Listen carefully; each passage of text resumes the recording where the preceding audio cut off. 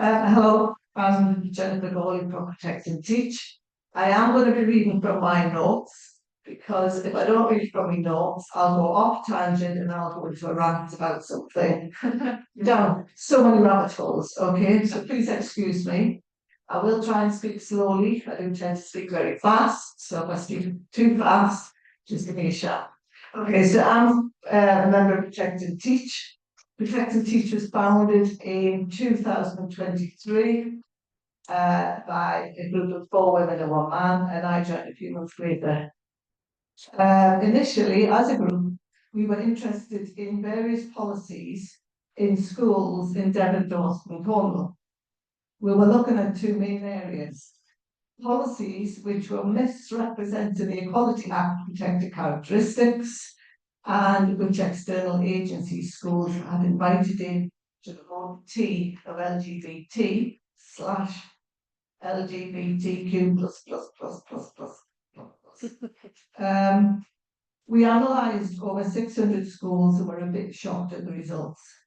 It was basically the safeguarding in schools is old hat. And that the Equality Act was then for schools to interpret in any way they wanted to.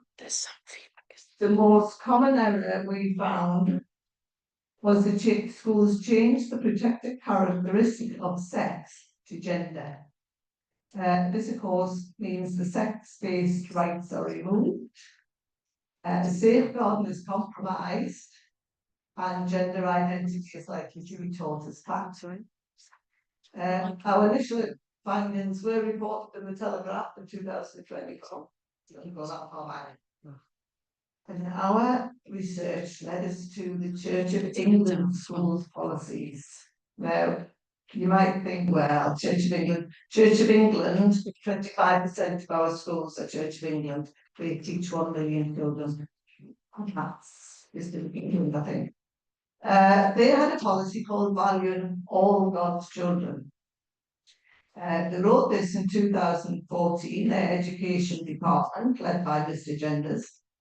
And this was sent to all the schools. It was updated in 2017 and 2019, 50 pages long. The policy was based on gender identity as fact. It was clear, I forgot my beautiful slide, otherwise I'm not. It was clear too that too much of the policy was based on flawed data provided by Stonewall. Now, the slide, has the Stonewall, you know, the typical 45% of children are going to kill themselves or something. Can't remember off the top of my head. It says 45% of trans young people and 22% of lesbian, gay and bi young people who aren't trans have attempted to take their own life.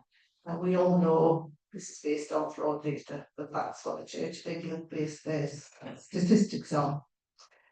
The policy did mention the rise in the number of children being referred to gender identity clinics, which had quadrupled in 5 years, but they didn't seem bothered. For a general anti-bullying policy, it had a strong emphasis on transgender. Okay, not everybody agreed with this valuing all God's children, and in 15,000 within the Church of England in 2022 asked for it to be scrapped, as they felt it was being misused to justify silencing and sacking Christians who believe transgender ideology is harmful. Their concerns were dismissed. Protect and Teach composed a letter expressing our concerns about valuing all God's children. The letter was sent to all the bishops, including Justin Welby, various schools, and King Charles, because he is the head of the Church of England. Our concerns were dismissed.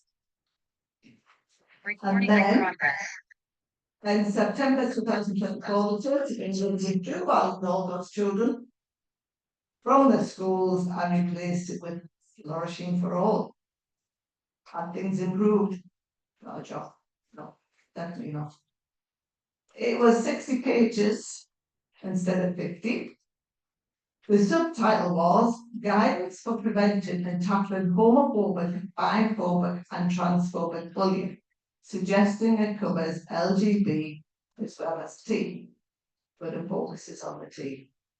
It's this document, which is still in schools, is basically death by word salad. You know, if you want to get to sleep, read it.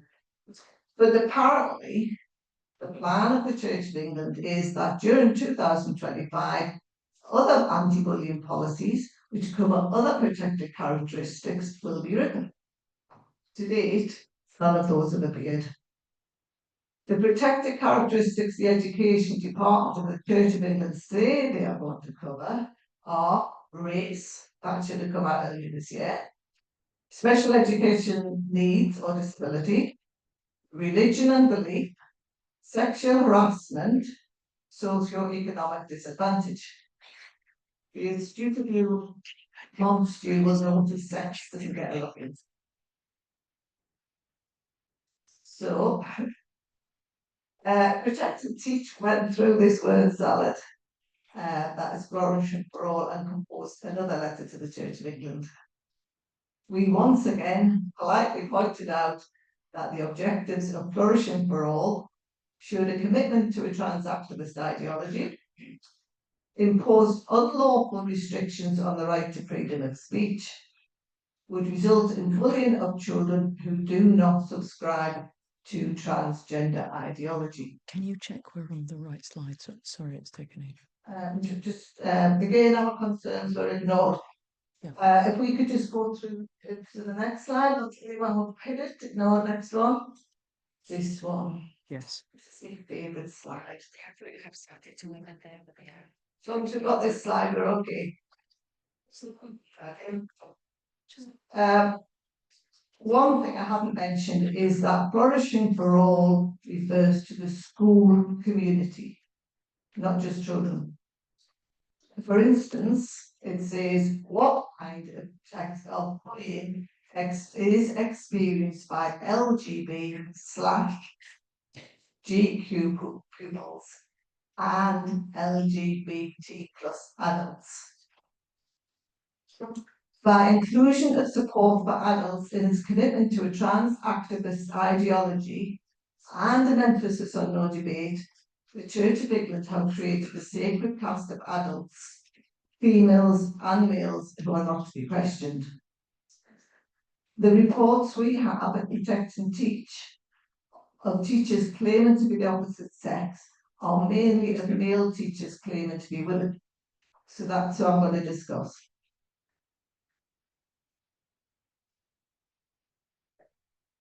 If you want a brief I won't be going into why males who claim to be the opposite sex. That's a whole different topic. And if you want a brief rundown of the reasons why males claim to be women, you can check out the Protect and Teach website, where we have a handy little booklet on that we've written about safeguarding in schools, which includes male teachers in a dress, and if Annex 2 and 2A explains why they choose to be women. A little bit of spoiler alert, or just come into it. It should be remembered though, it's not just the Church of England schools that have created this special caste of men. Okay, can we go to the next one? So the question is, okay, do having male teachers who claim to be women do any harm to children in schools? Well, Protect and Teach say yes, it does. The children are being taught that sex is optional. You can change your sex. Females are just a feeling, not a biological reality. Gender identity is fact. Children are basically being lied to, and this isn't right. Okay? Yeah. And it brings up safeguarding issues. Protect and Teach and Mumsnet, if any of you are Mumsnet, have evidence male teachers who claim to be women are demanding children refer to them as she and her. Children referring to a male teacher as sir are being punished. This places children in the position of being an active participant in the teacher's immersive role play. It forces children to become validators of adult desires, using the child to meet the needs of an adult. It gives children nowhere to go to have questions. And this is a form of emotional abuse. For those jumping ahead of the slide, keeping children safe for education.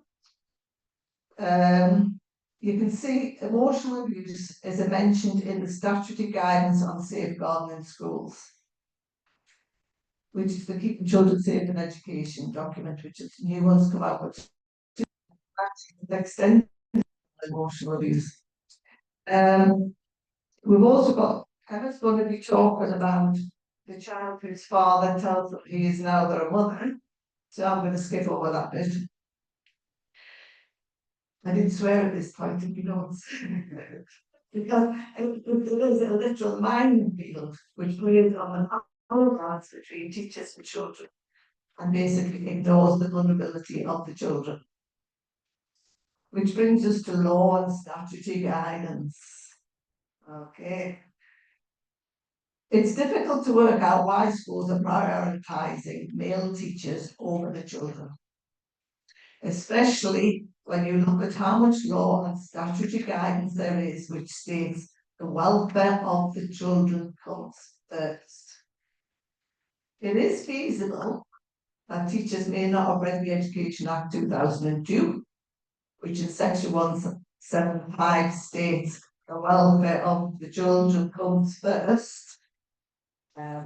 But every teacher and every school leader is supposed to read and understand and implement keeping children safe in education at the beginning of every year.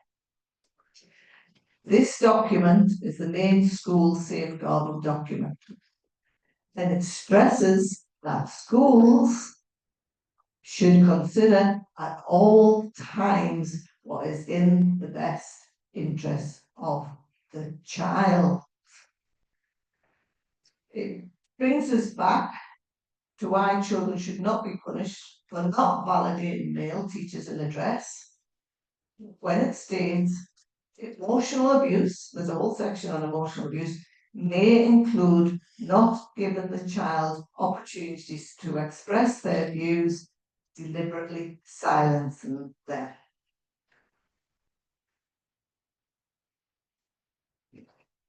So teachers and school leaders really have no excuse for prioritising any adult who comes in and says he's a woman, any male teacher comes in and says he's a woman now. The Supreme Court judgment, you think, on the 16th of April, you think, yippee, everything is changing. We've got the Supreme Court judgment now. Expecting children to validate men as women clearly ignores the Supreme Court clarification of the 16th of April that clearly states woman always and only means a biological female at any age. It doesn't include men of any sort. We end on one of my favourite ones, political impartiality. Gender identity is based on a belief system. A belief system with no solid foundation. The Department of Education statutory guidance for political impartiality is clear. Schools must not encourage or force pupils to support or adopt a one-sided view expressed with a political purpose. The emphasis on political impartiality hasn't changed since the new RSHE curriculums come out. This guidance is clumsy and a bit pathetic in places, but it does make clear that children should be allowed to express their views. Insisting a man who claims to be some form of a woman and referred to as a woman is not allowing children to express their views. One final. So, if you want to find out more, if you go on the next slide, this is the document which the teacher's done, which goes on a bit further. We will be talking about this for an hour, and then we'll go on the next slide. This is the quote I think we should end on. David Bell from the Tavistock. He said, and he's right, he is so right, in years to come, we will look back at damage done to children with incredulity, and horror. Thank you very much. Thank you very much.